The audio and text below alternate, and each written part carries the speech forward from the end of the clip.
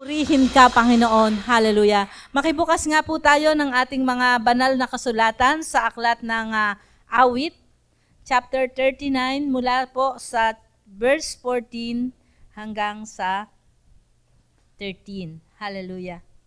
Sige po, maaari po ba na tumayo tayo bilang respeto sa pagbasa ng ang banal na kasulatan? Hallelujah. Sabay-sayabay po natin itong basahin. Psalm 39 verse 4 to 13. Sabi po sa verse 4, Lord, remind me how brief my time on earth will be. Remind me that my days are numbered, how fleeting my life is. You may made my life no longer than the width of my hand. My entire lifetime is just a moment to you. At best, each of us is but a breath. Verse 6, we are merely moving shadows, and all our busy rushing ends in nothing. We heap up wealth, not knowing who will spend it. And so, Lord, where do I put my hope? My hope is in you. Rescue me from my rebellion.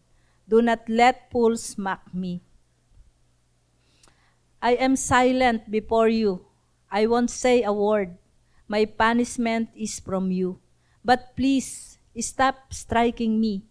I am exhausted by the blows from your hand.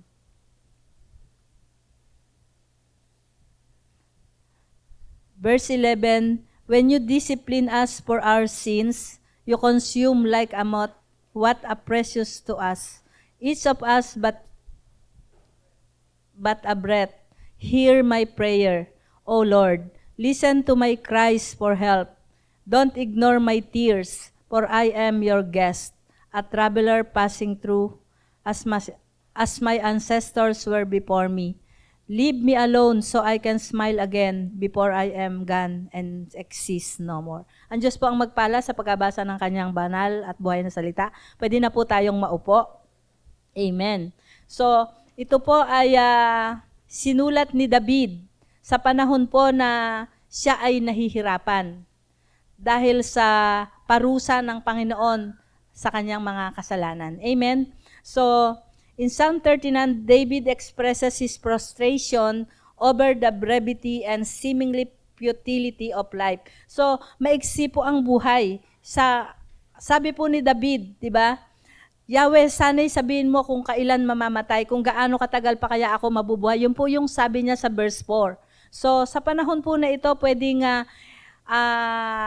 depressed siya, frustrated siya. So, ito yung naiisip niya. Pero sa kabila po nun, ito po ay diretso niya na sinabi sa Panginoon. Hindi po niya ito sinabi na nang merong nakakarinig na iba, na merong mga unbelievers o hindi nakakakilala sa Panginoon, at sinabi niya ito. Ito po ay direkta sinabi niya sa Panginoon. Amen po. Sabi po dun sa verse 39, sabi ko sa sarili, sa gawa ay mag-iingat at hindi ko babayaang ang dila ko ay madulas. Upang hindi magkasala, ako'y hindi mangungusap, samantalang kalapit ko, yaong taong mga sukab. So, hindi po niya hinayaan na mapintasan ng mga unbelievers ang Panginoon dahil sa mga sasabihin niya. Kinontrol pa rin po niya yung kanyang pagsasalita at ito ay direktang sinabi niya po sa Panginoon. Amen po. So, nakikita niya po dito yung buhay na maiksi na parang wala ng kabuluhan. Amen? So, minsan po, tingin natin ay ginawa na natin, nag-try na tayo ng mga bagay na mahalaga sa tingin natin, pero parang wala pa rin kabuluhan. At minsan, nagiging cause po yun ng ating depression, ng ating frustration, ng ating kalungkutan. Amen po ba? Totoo po ba yun? Na parang, ano ba yan, ginawa ko ng lahat, pero bakit ganito pa rin yung sitwasyon ko? Bakit ganito pa rin yung nangyayari sa buhay ko? Nung time po na to, ganito po yung sitwasyon ni David. Although siya ay isang hari, pero alam niya na siya ay hindi naging kalugod-lugod sa Panginoon. Siya po ay sinabi po na a man's after the heart of God, diba? Pero siya po, alam niya po na hindi siya naging kalugod-lugod sa Panginoon, na meron siyang mga nagagawa na mga bagay na hindi nakakapagbigay ng kaluguran sa Panginoon. Amen po? So, sabi po niya dito sa verse 5, ang damdam ko sa sarili, pinaikli mo ang buhay. Sa harap mo ang buhay ko'y parang walang kabuluhan. Naramdaman na po ba natin minsan yon, yung parang ginawa na nating lahat pero parang walang nangyayari. Parang feeling natin unfair ang mundo sa atin. Na lahat na lang ginawa ko na pero wala pa rin nababago. Pero dito po si David, direct niya pong sinabi sa Panginoon yung nararamdaman niya. Amen po? So, when you can see the point in every trying, kahit na sinubukan mo ng lahat, parang kahit ano ang gawin mo, walang magandang nangyayari. Pero alam natin na ang Panginoon nandyan pa rin doon sa panahon na yon. Amen po ba? Alam natin na merong kayang gawin ng Panginoon. Minsan po parang gusto na nating mag-give up. Amen? Pero dahil alam natin na nandyan ang Panginoon, hindi po tayo bumibigay. Amen po ba? Amen. So ito po ay pinamagatan ko po na life's preparation on taking hold of tomorrow. Ito po yung kung paanong si Haring David ay tiningnan niya yung mga bagay na ito. Ito po ay pwedeng tingnan natin na kung paano tayo magiging prepared dun sa panahon na ganito na sabi nga ni Haring David ay ang feeling niya, walang halaga ang lahat. Amen? Pero alam po natin na sa Panginoon, walang bagay na walang halaga. Amen? Lahat po ng ginagawa natin ay alam po ng Panginoon. Amen po? Amen. So, ano po yung kung tatanungin po tayo, ano po yung mga paghahanda na kaya natin gawin upang tuparin natin yung plano ng Panginoon o yung gusto ng Panginoon na paglilingkod natin sa Kanya? Amen? Kahit na po maiksi yung buhay, doon sa maiksi nating buhay, ano yung gagawin natin para makapaglingkod po tayo sa Panginoon? Amen po? So, una po, makita po natin dito, life is a handbreadth. So think about it. Ito po ay makikita natin mula sa talatang 4 hanggang 6 na yung buhay ay maiksi lang talaga. Ano po ba yung ibig sabihin ng handbreadth? One of the smallest units of measurement in ancient Israel. It is equivalent to a couple of inches. Sabi po doon, yung maiksi na yon, pwedeng mula lang dito sa ating hinlalaki hanggang dito sa ating hinliliit. Ganun lang kaiksi. Yung sinasabi dito ni Haring David na ganun lang kaiksi yung ating buhay. Pero kahit po gaano kaiksi o gaano kahaba yung ating buhay, ang importante po doon ay kung paano natin ito gagamitin para sa kapurihan ng Panginoon. Amen po ba? Amen. So, ito po ay mula lang sa pagitan ng ating mga kamay hanggang doon sa hinliliit ng ating mga daliit. Kung ganito lang po kaiksi yung buhay na meron tayo, dapat po pag-isipan natin. Amen? Pag-isipan natin kung ano yung pwede natin gawin na makabuluhan.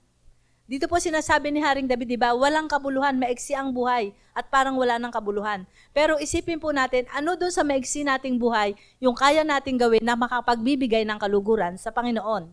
Amen? Na maiksi man yung buhay, maging purposeful po yung ating buhay, na merong layunin, meron tayong maipibigay at meron tayong maiiwan na legacy doon sa ating mga kakilala. Amen po ba? Na bagaman maikli yung buhay na ibinibigay sa atin ng Panginoon, gawin natin ito na isang buhay na kalugod-lugod sa Panginoon. Life is very short but a great deal may be done.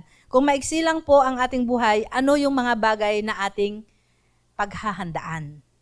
Pwede pong sabihin natin na pwedeng i-secure natin yung ating mga loved ones, pwedeng kumuha tayo ng pension plan, ng retirement plan, ng health insurance, ng mga ganon para sa kinabukasan, para meron tayong maiiwan. Pero hindi po yon yung gusto ng Panginoon doon sa maiksi nating buhay. Ano ba yung paghahanda na gagawin natin upang magamit yung ating buhay ng makabuluhan? Amen po? So si Haring David po, he learns that since life is short, the only real meaning of our lives ay yung relasyon natin sa Panginoon. Yung pakikipagrelasyon natin sa Panginoon. Amen po. So, yung pong ating buhay dapat ay nagdadala sa atin dun sa kung paano tayo magdidepende sa kayang gawin ng Panginoon. Na kahit parang hindi natin kaya, pero kakayanin natin dahil alam natin na nandyan ang Panginoon. So pag-isipan natin na kung dun sa maiksi nating buhay, ano ang gagawin natin dun sa buhay na meron tayo. Amen po? Amen. So, hindi po natin dapat sayangin yung panahon na meron tayo. Yung iba po, di ba? Yung iba sa tiyan pa lang namamatay na. Yung iba pagkasilang, wala na. Hindi na po nila nakikita yung mundo na to. Pero tayo po, binigyan tayo ng pagkakataon ng Panginoon upang makita natin, upang mailabas tayo, upang gamitin tayo sa kanyang kapurihan. Amen po ba? Amen. So, alam po natin na maiksi yung ating buhay. Alam po natin na dapat tayong gumawa ng mga makabuluhang bagay dun sa maiksing buhay na meron po tayo. Amen po. So, dun po sa verse 4, dun sa sinabi niya na, Yahweh, sana'y sabihin mo kung kailan mamamatay. Dito po ay merong kalungkutan sa kanya. Amen. Although alam natin na si Haring David ay ginawa niya yung mga bagay na kaya niya gawin upang sumunod sa Panginoon. Pero dahil nakagawa siya ng kasalanan, siya ay nalulungkot na parang nasayang niya yung buhay na ipinagkatiwala sa kanya ng Panginoon. Pero tayo pong lahat, amen, tayo pong lahat dun sa maiksing buhay na meron tayo, pwede po natin itong ipagamit sa Panginoon. At kung tayo man ay makagawa ng mga bagay na hindi kalugod-lugod sa Kanya, pwede po tayong lumapit na muli sa Kanya at humingi po tayo ng tawad. Amen po? Hindi po natin dapat sayangin yung mga pagkakataon na pwede tayong gamitin ng Panginoon. Amen. So if you know that your life was limited to a year or months or weeks, ano po yung gagawin nyo? Ano po yung gagawin natin?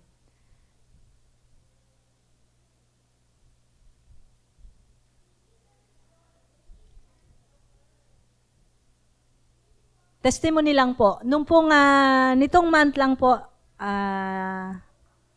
last month, si nanay po, 82 years old po siya nung kinuha ng Panginoon. Yun po ay mahabang taon. Sabi ko nga po, yung 60 ay magandang edad na at yung 80 ay bonus na. Amen? Si nanay po ay matipid po siya eh. Hindi po siya, iba po yung stingy, di ba? Kesa dun sa matipid. Matipid po siya dahil ayaw niya po na kapag merong kailangan na importante ay wala. So, nagtitipid po siya para sa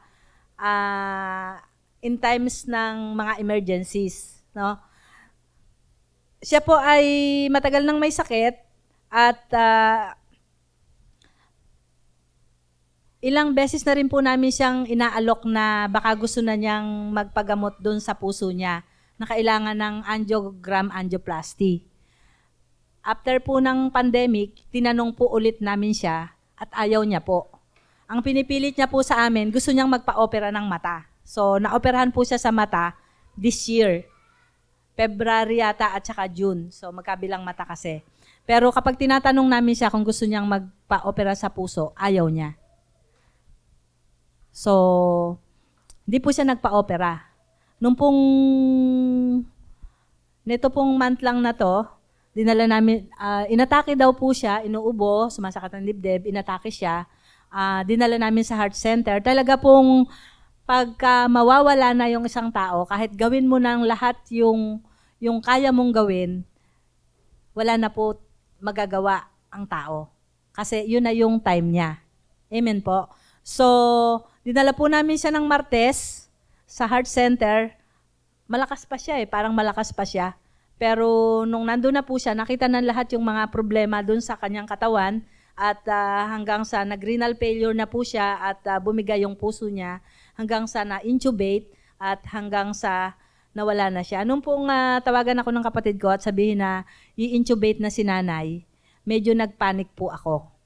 Pero nung nandun na po ako, yun po yung araw na dumating si pastor, kaya po hindi po ako marunong mag-commute, kaya nihatid pa po ako ni pastor doon nung araw na yon. Pero nung dumating po ako at nakita ko po yung itsura ni nanay na parang hirap na talaga, ang ginawa ko po ay, sabi po nung nurse, ay naririnig niya po kayo.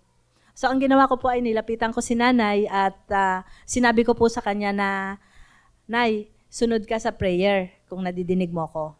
Although nung na-COVID po si nanay, ay pinatanggap ko na din po siya, pero nung pong nasa heart center at nakita ko po yung sitwasyon niya, inulit ko po yung pagpapasunod sa kanya sa panalangin. Makita po natin dito na kahit na ano po yung gawin natin kapag yun na yung end ng life niya, wala na po tayong magagawa. Kasi pumayag naman po kami yung pinag-uusapan na po namin nung doktor ay about yung angiogram at angioplasty, yung amount ng babayaran. Okay na po. Pumipirma na po kami lahat.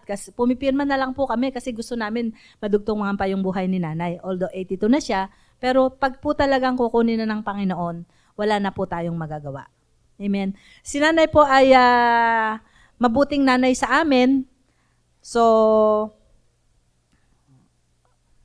kaya pinaramdam naman po namin sa kanya yung aming pagmamahal sa kanya bilang respeto at pagmamahal sa kanya.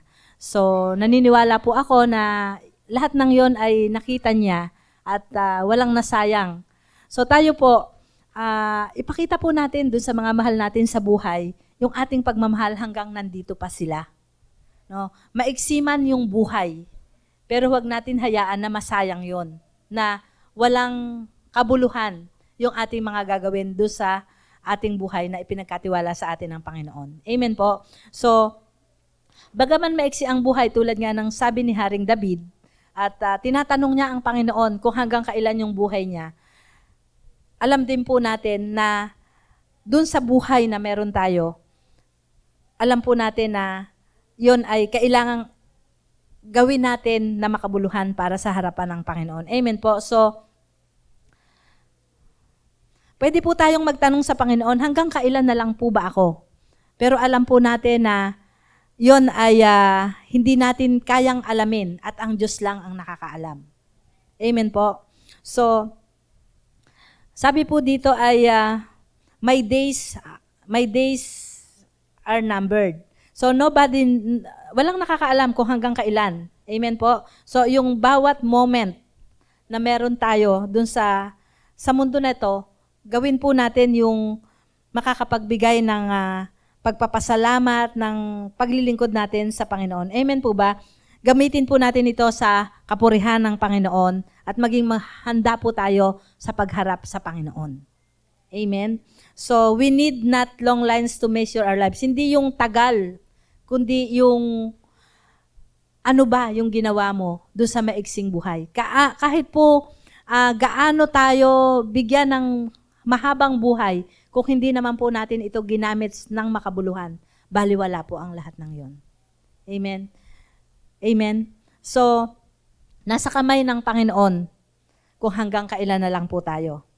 Hindi yung tagal, hindi yung gaano kakabata, hindi yung gaano kakatanda, kundi gaano ba yung buhay na may kabuluhan na ginamit natin para sa Panginoon. Amen? So, dapat po nating pag-isipan, life is a handbreadth. We need to think about it. We need to think carefully, how can I be prepared for tomorrow? Paano ko paghahandaan yung maiksing buhay na meron ako? Paano ko haharapin yung bukas?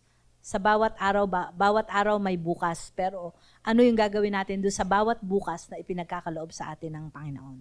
Amen? Pag-isipan po natin kung paano natin i-spend yung ating maiksing buhay. Amen po? So, pangalawa po ay, in life's hope, turn to God. Amen po. Sabi po sa verse 7, kung ganoon, Panginoon, nasaan ba ang pag-asa? Pag-asa ko'y nasa iyo, sa iyo ko nakikita. Verse 8, kaya ngayon iligtas mo, linisin sa aking kasalanan. Ang hangal ay huwag bayaan na ako ay pagtawanan. Amen? So, kapag nawawalan tayo ng pag-asa, lumapit tayo sa Panginoon. Bibigyan niya tayo ng pag-asa. Amen? Dumating na po ba tayo dun sa time na nawawalan tayo ng pag-asa? Sino po yung dumating na dun sa time na parang nawawalan ng pag-asa? Wala pa naman po siguro, no? Kasi nasa Panginoon naman tayong lahat. Kapag nasa Panginoon tayo, lagi tayong may pag-asa. Amen po? Amen po ba doon? Habang nasa Panginoon tayo, lagi tayong may pag-asa. Amen? So, David makes the connection by pointing to God as his only and ultimate hope. Sinabi ni David sa Panginoon, ikaw lang ang pag-asa ko. Amen? Sa verse 7 po, di ba? Sabi po doon, nasaan ang pag-asa? Pag-asa ko'y nasa iyo. Sa iyo ko nakikita. Amen? Sa Panginoon lang nakita ni David yung pag-asa. Amen? So, David put his expectation and hope upon God and not upon himself. Hindi siya umasa sa kanyang sarili, kundi umasa siya sa Panginoon. Sa kanyang pakikipagrelasyon sa Panginoon, sa kanyang dahil kilala niya ang Diyos, alam niya na sa buhay niya, ala siyang pwedeng asahan, kundi ang Panginoon lang. Kasi nga, di ba, si Absalom nga, anak niya, tinugi siya eh. Di ba? So, wala talaga siyang ibang aasahan. Kahit kamag-anak mo, kahit na close kayo, tangi lang na sa Panginoon tayo, totoong may pag-asa. Amen? So, siyempre po, meron naman talagang mga tao na pwede nating maasahan, pero sa Diyos pa rin po tayo kailangang umasa lang. Amen po? So, my only hope is in you. So, sa Panginoon lang tayo magtitiwala sapagkat alam natin na hawak ng Panginoon ang ating kinabukasan.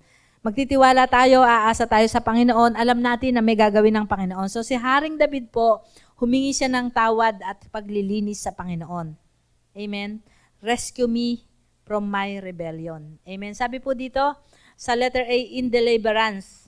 So, yung kanyang pag-asa sa Panginoon lang. Wala po siyang ibang inaasa. My only hope is in you. Rescue me from my rebellion. Amen? A life in which the desire and expectation are centered to God.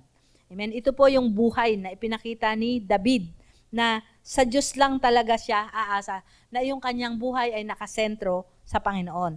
Hindi po tayo titingin sa ating sarili. Amen? Hindi po sa mga nangyayari o sa mga mangyayari pa. Lahat po ng mga bagay na yun pwedeng mangyari. Pero ang pag-asa po natin, laging sa Panginoon lang. Amen po? Alam po ni Haring David na nagkasala siya sa harapan ng Panginoon. Nais po niya na ituwid siya ng Panginoon.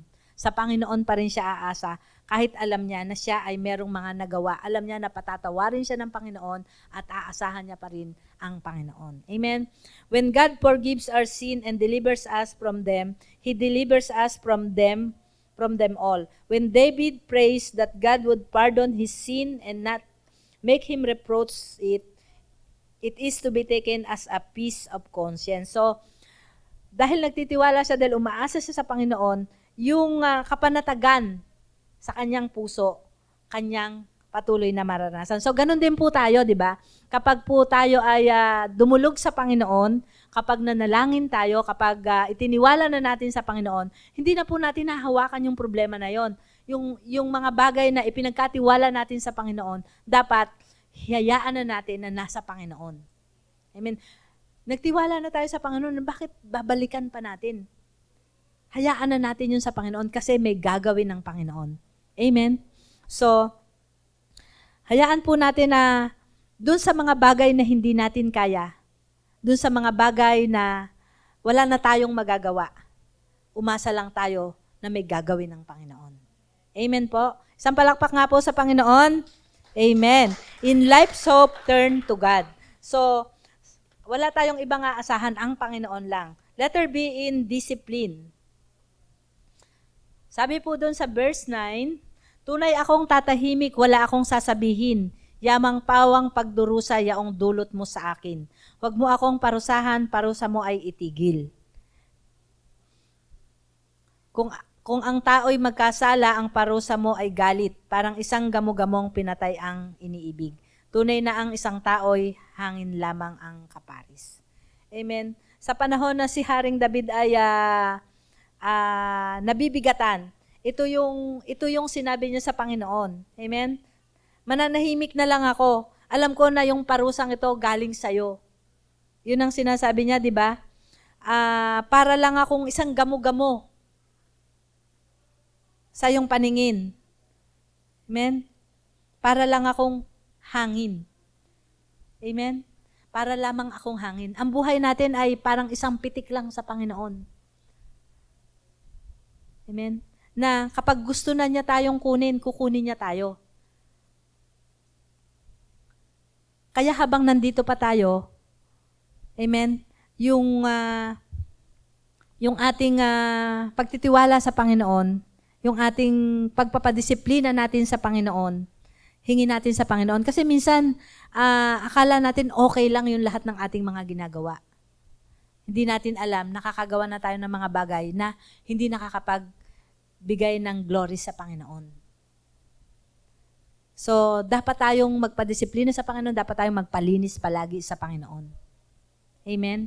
So, the discipline of God is often misunderstood, but the scripture are clear that God's discipline is motivated by His love for us and His desire to see us grow in holiness. So kapag tayo ay dinidisiplina ng Panginoon, ito ay pagpapakita niya ng pagmamahal sa atin.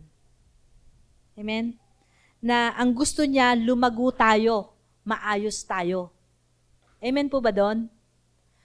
Dati nga, sabi ko sa anak ko nung bata pa siya, pasalamat ka pag dinidisiplina kita kasi ibig sabihin, mahal pa kita. Kasi pag hindi na kita dinidisiplina, ibig sabihin, hindi na kita mahal. Kasi wala na akong pakialam sa'yo. Ang Panginoon laging may pakialam sa atin. So kapag tayo ay itinutuwid, masakit yung itinutuwid, di po ba? Masakit kapag sinasabi sa atin yung ating mga mali, yung mga pangit sa atin. Masakit yun, di ba? Pero mas masakit kapag walang nagsasabi sa atin ng mga bagay na yun. Kasi ibig sabihin, walang may pakialam sa atin. Pero ang Panginoon, dinidisiplina tayo kasi mahal tayo ng Panginoon. Amen po? So, alam ni David na nagkasala siya, na ang mga nangyayari sa kanya ay parte ng pagdidisiplina ng Panginoon sa kanya. Amen? So, when he's experiencing God's discipline, na-prostrate po siya. Amen? Parang tayo din minsan, kapag napagsabihan, nagtatampo. Kapag tinutuwid ng pastor, nagtatampo. Kapag tinutuwid ng magulang, nagtatampo. Meron po bang ganun dito? Wala po, di ba? Mababait po tayong lahat. Amen? Lahat po tayo, okay lang na disiplinahin. Amen po ba? Amen. Amen. So, si David po ay sa panahon na siya ay nabibigatan, sa panahon na siya ay dinidisiplina ng Panginoon, sinabi niya po sa Panginoon yung kanyang nararamdaman. Tayo po, pwede rin po nating sabihin sa Panginoon yung ating mga nararamdaman. Kapag po tayo ay may mga frustrations, kapag po tayo ay may problema, kapag po tayo ay nasaktan. Pero pagkatapos po noon na binigay na po natin sa Panginoon, huwag po natin kunin ulit. Hayaan na po natin sa Lord yun. Amen? So, yung disiplina po ay paraan ng Panginoon ng pagtutuwid at pagmamahal sa atin. Amen? So, si Haring David po ay pinigil niya pa rin yung sarili niya. Hindi niya sinabi sa Panginoon na, kaya naman ako nagkasala kasi ganito. Hindi po niya ginastify yung kanyang kasalanan, kundi pinur out lang po niya sa Panginoon yung kanyang nararamdaman. Hindi po siya nagalit sa Panginoon. Amen po? So, He poured out his heart to God and he prayed. So, matapos niyang sabihin yung lahat ng kanyang gustong sabihin sa Panginoon, siya ay nanalangin. Pwede rin po natin gawin yun. Para maging paghahanda po ng ating mga sarili na alisin po natin yung galit, alisin po natin yung tinik sa puso natin, yung mga basura sa buhay natin, ibigay po natin sa Panginoon at huwag na po natin kunin. Amen po. So, like King David, sometimes we need to pass under deep and painful sense of correction of God. Minsan, kailangan din po nating pagdaanan yung masakit, yung sakit ng pagkukorek ng Panginoon. Hindi po ibig sabihin na nasaktan tayo, titigil na tayo. Kapag nasaktan tayo, after po nating lumapit ulit sa Panginoon, tayo ulit, lingkod ulit. Amen. Gawin po nating makabuluhan yung maiksing buhay na meron tayo. God loves us and God hates sin. Ayaw ng Panginoon na tayo ay namumuhay sa kasalanan. When we are in sin, God will discipline us and do what He must in order to bring us back. So, ayaw ng Panginoon na nasa kasalanan tayo. Ang gusto niya, tayo ay nasa sa Kanya. Kaya kapag meron tayong nagagawa, itinutuwid tayo ng Panginoon. Kaya yung mga kabataan, kapag tinutuwid kayo ng magulang nyo, yun ay pagmamahal sa inyo. Parang ilan lang yung kabataan dito ngayon. Amen? Pero, totoo po yun. Ang magulang, kapag itinutuwid ang anak, yun ay pagpapakita ng pagmamahal. Ang Panginoon, kapag itinutuwid tayo, kasi mahal tayo. Amen? Amen. So, instead, we must humbly seek forgiveness and remember that He is good and He is our only hope. Sa panahon na nasasaktan tayo katulad ni Haring David, sabihin lang natin sa Kanya yung nararamdaman natin. Amen? At humingi tayo ng tawad. Alam natin na para sa kabutihan natin yung gusto ng Panginoon. David recognized that his suffering is a result of his own sin and he is willing to repent. Amen po? Book of Psalm help us as we consider how we respond to God's discipline. We should also be quick to remember that while God's discipline is painful, it is also loving and purposeful. God sent His correction to David to give him the hunger for prayer and the blessing of wisdom. Gusto niya may matutunan si David. Tayo rin po, kapag dinidisiplina ng Panginoon, gusto ng Panginoon na may matutunan tayo. Amen. Gusto niya na mapalapit pa tayo sa Kanya. Kaya po tayo dinidisiplina ng Panginoon. Kaya tayo itinutuwid. Lahat naman po tayo nakakagawa pa ng mga bagay na hindi pa naman po, wala naman pong banal sa atin, di ba? Sino po yung banal na dito? Wala nang nagagawang kasalanan, wala nang nagagawang hindi nakakapagbigay ng kaluguran sa Panginoon. Wala po, di ba? Lahat po tayo guilty pa rin doon sa mga malalaki o maliliit na kasalanan na minsan hindi naman natin sinasadya pero nagagawa po natin. So, palagi po tayong magpa-disiplina, magpa-correct sa Panginoon. Amen po? Amen. So, number 3 po, pangatlo po, in life's help, trust in the Lord.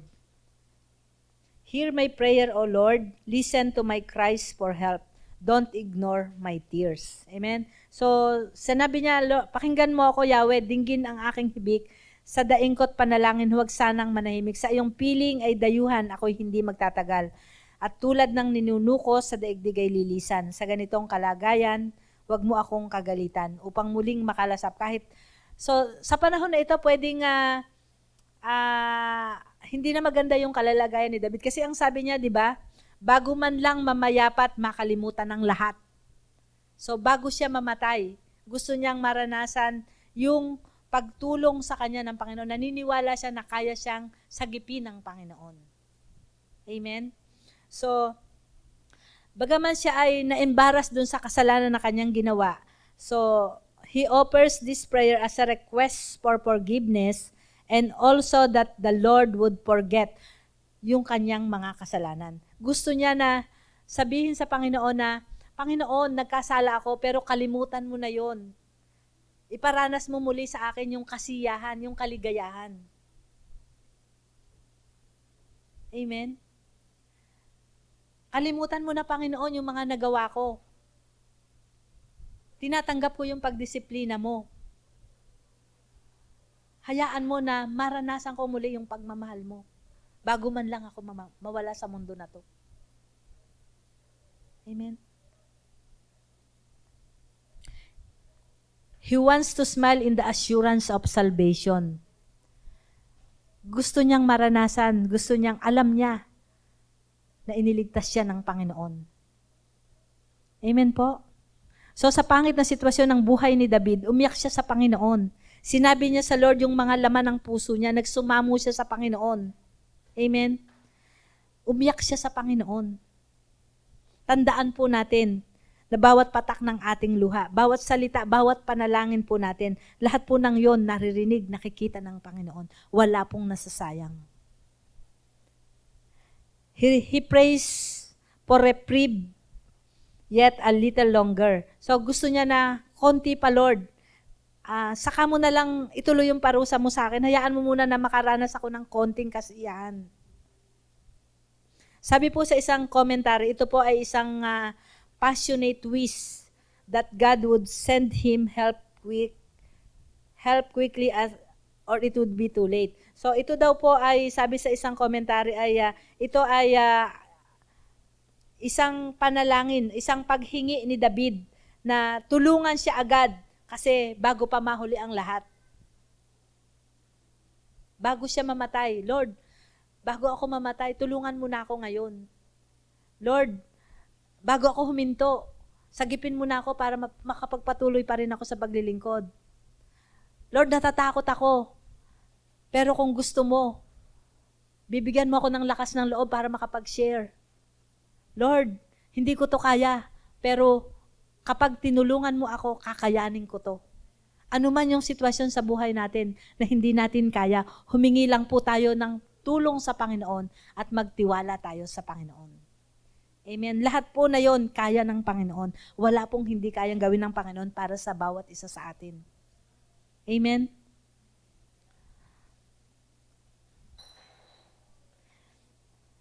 So, si David po, sa panahon na meron siyang pagsubok, na meron siyang nararanasan na hindi maganda, siya po ay lumapit sa Panginoon. Umiyak po siya sa Panginoon at humingi po siya ng tulong sa Panginoon. Amen po? Amen. So, tayo po ay magtiwala patuloy sa Panginoon. Sabi po dito, weeping eyes are never turned to heaven in vain. The gates of mercy open wide when the hot drops touch them. So, umiyak lang po tayo sa Panginoon kapag hindi na po natin kaya. Malaki man po o maliit yung pangailangan natin, malaki man po o maliit yung problema natin, iyak lang po tayo sa Panginoon. Amen? Mapalad nga po tayo alam natin kung kanino tayo hihingi ng tulong. Amen? Na-share ko nga po to doon sa group namin nung nakaraan. Sabi ko, nung inaaral ko kasi to, sabi ko, oo nga, merong mga bagay na napasimula ng Panginoon pero hindi ko na nagagawa ngayon. Nung bago po kasi ako dito sa Bulacan, pag meron kaming mga pasyente na sa tingin ko ay nangangailangan ng panalangin, ginagrab ko po yun. Noon po ay kokonti pa po yung pasyente namin. Amen. So, nung panahon po na bago ako dito sa Bulacan, that was 15 years ago, nung bago ako dito, kasi 15 years na po ako dito sa Bulacan, kahapon, October 1 po ako dumating dito sa Bulacan kapag merong pasyente na mukhang problemado o may something sa kanila, pinagpipray ko po yon. Pero mula po nung dumami yung pasyente namin, nawala na po ako ng time na gawin yon. Kasi po busy na po kami. Pero ipinaalala sa akin ng Lord na binibigyan kita ng pagpapala. Pero meron kang nakakalimutan gawin para sa akin.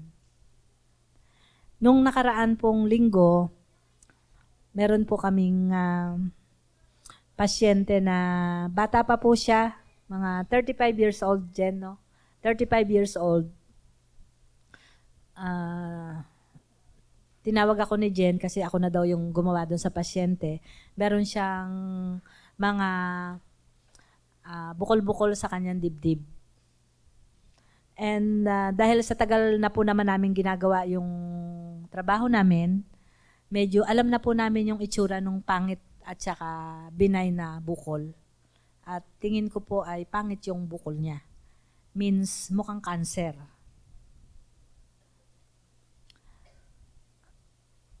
Naisip ko, dati sabi ko, alam natin na kung saan tayo inilagay ng Panginoon, gagamitin tayo ng Lord dun sa lugar na kung saan niya tayo inilagay. Ipinaalala yun sa akin ng Lord. At sabi ko dun sa pasyente, Katoliko ka ba? Sabi ko, naniniwala ka ba sa prayer? Sabi niya, opo. Sabi ko sa kanya, okay lang ba na ipag-pray kita? Sabi ko, kasi kung naniniwala ka naman sa prayer, naniniwala ako na ang Diyos tumutugon doon sa bawat panalangin natin. So kung okay lang sa'yo, pagpipray kita.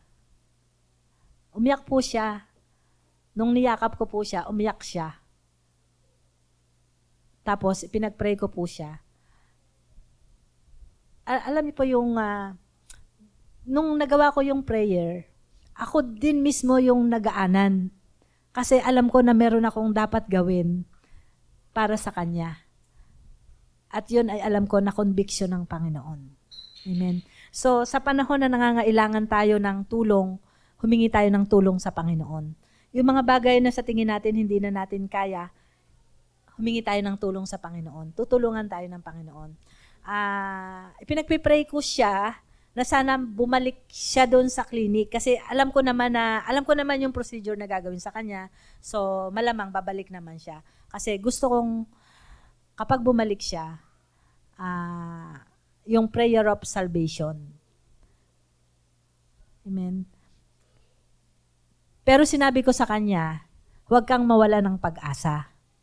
Sabi ko sa kanya, bata ka pa, kaya pa yan. Magtiwala ka lang sa Panginoon at kung ano yung sasabihin ng doktor doon sa mga procedure na ipapagawa sa'yo, sundin mo lang. Kaya ni Lord yan. Amen. So, maging daluyan din po tayo ng pag-asa para sa iba. Amen po. Actually, di po yun kasama dito sa naalala ko lang na dahil doon po sa pangatlo natin na in life's help, trust in the Lord. So, naalala ko lang po na pwede tayong gamitin ng Panginoon na yung iba din ay humingi ng tulong sa Kanya at magtiwala sa Kanya. Amen po. So, may kayang gawin ng Panginoon dun sa bawat sitwasyon. Huwag po natin hayaan na masayang. Amen. Yung buhay na ipinagkatiwala natin sa atin ng Panginoon. Amen po. So, si David po ay hari ng Israel. Pero alam niya po na yung kanyang tunay na tahanan ay sa langit. Amen po. The real meaning of life is found in fearing and obeying God. Without God, life seems brief and futile. But knowing God and living His way provides purpose and meaning. Amen po ba? Yun po yung tunay na buhay. Yung magkaroon tayo ng banal na pagkatakot sa Panginoon, sundin yung kalooban niya. Amen po. Dapat po ikabuhay po natin ano yung layunin ng Diyos sa buhay ko. Amen. Dapat po handa po tayo sa lahat ng pagkakataon. Amen po. So in conclusion po, our future begins now. Every journey begins with preparation. Adequate preparation will always receive glorious manifestation. To prepare is to be ready. It is to plan with Pax. So,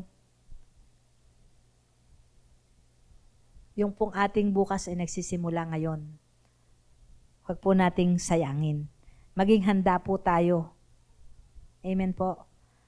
Magplano po tayo dun sa buhay na pinagkatiwala sa atin ng Panginoon. Amen po. Think about life. Turn to God. He is our hope. Seek for God's help and trust Him always. Amen po. Ano po ang buhay? Ano po yung gagawin natin sa buhay na meron tayo? Patuloy lang po tayong umasa sa Panginoon, magtiwala sa Panginoon. Amen. Hanapin natin yung layunin ng Panginoon sa buhay natin. Tayo po ay manalangin.